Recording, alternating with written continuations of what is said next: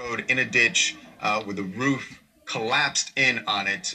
And we've spoken to one witness who lives in the area and actually heard what happened early Sunday morning. This was at 12:45 in the morning on Sunday. And what they had to say to police is part of this investigation now. So the witness told us that they heard tires screeching.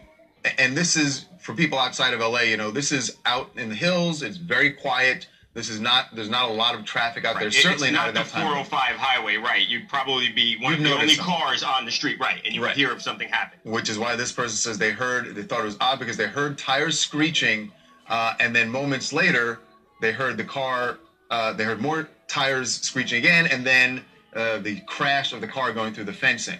The witness says that it was odd just because they don't hear that kind of thing. Right, and you can see, Charles, when you have the pictures up there, you see like the burnt rubber, the skid mark on the street, and then the car goes right through the fence. So you can imagine the tires squealing and then hearing the crash of the fence. Now, what the Mulholland Highway is famous or infamous in LA because it is a very winding road, and a lot of people do drive at high speed there. But it's important to note here that Jared Black, who was Kevin's friend who was driving the car, his fiancee Rebecca was in the back seat, but Jared was driving, and police say he had just turned onto Mulholland Highway, so he wasn't speeding down Mulholland Highway. He was at a dead stop. Right. Yeah, Charles, I spoke to police this morning. What happens is they're going to look at everything. Speed is definitely a factor, including what the witness said. They're going to look at it. Also, there were things that Kevin might have been driving. He was not. The driver, when police got there, the driver was pinned in and they had to cut the roof off. Fire department had to cut the roof off of the car. Right. My question, Dennis, is if they just made the turn, presumably they wouldn't have been going at a high rate of speed because you just made the turn. To me, it sounds like that's when you would have heard the tires screeching is as he pulled off.